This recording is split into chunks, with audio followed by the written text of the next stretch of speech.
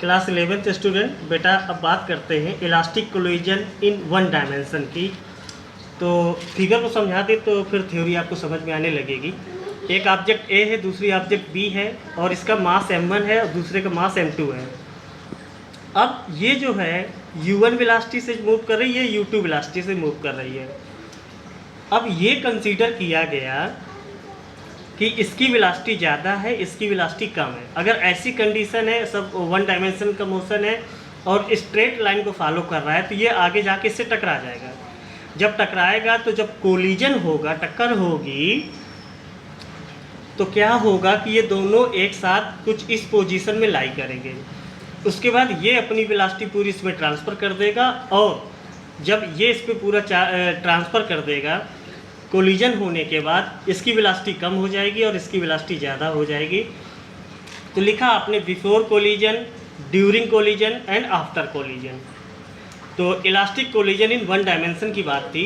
तो consider two perfectly elastic bodies A and B of masses m1 and m2 moving along the same straight line with velocity u1 and u2. Let u1 greater than u2. After some time, the two bodies collide head on and continue moving in the same direction with velocity v1 and v2. If two velocity will separate after the collision if v2 greater than v1. तो ये सारी बातें हमने समझा भी दी। अब आगे आता है as linear momentum is conserve in any collision. ठीक है, तो लीनियर मोमेंटम अगर हम पहले वाली बॉडी का ले लें, m1 u1 फार्मूला होता है p equal to m v. Linear momentum को ध्यान देना, p equal to m v linear momentum का फार्मूला होता है। तो इसके लिए आपने लिखा m1 u1, इसके लिए m2 v2 is equal to इसके लिए m1 v1 plus m2 v2। अब यहाँ पर क्या करेंगे, m1 वाले टर्म एक तरफ कर लेंगे, तो ये u1 था, तो ये v1 था, माइनस साइन लेकर आ गया। ये v2 था, m2 के साथ ये इधर आ गया माइनस साइन लेकर के। m1 कॉमन लिया तो u1 माइनस v1 आ गया, इधर m2 कॉमन लिया तो v2 माइनस u2 आ गया। अब कंडीशन आएगी, अब आगे आप लेते हैं क्या, since kinetic energy is also conserve in elastic collision.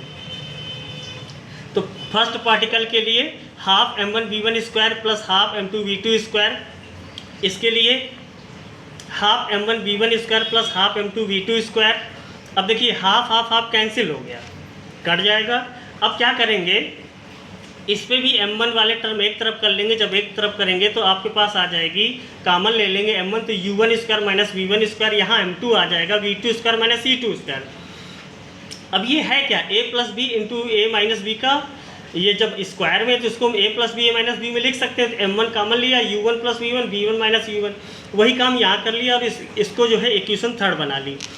Dividing equation third by equation second.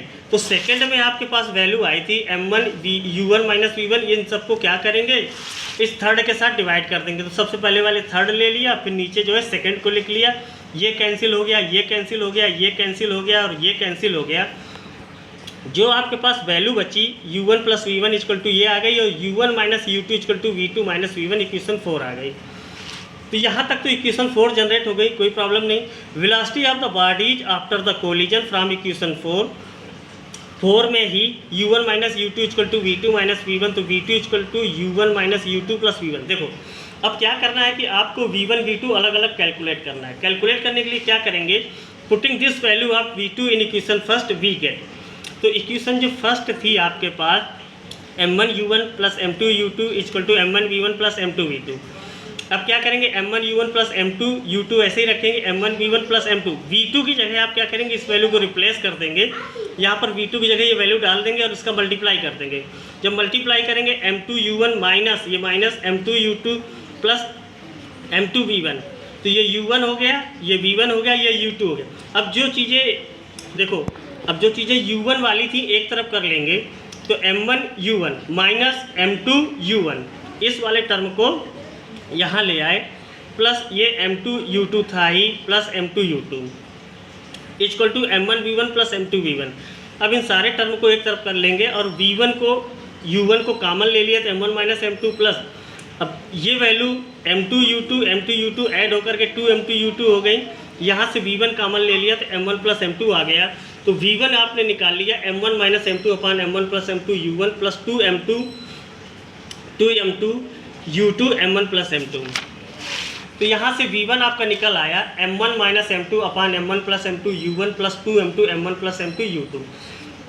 Now interchange the script first and second in equation 5। इस 5 में क्या करेंगे, जहाँ 1 है वहाँ 2 कर देंगे, जहाँ 2 है वहाँ 1 कर देंगे।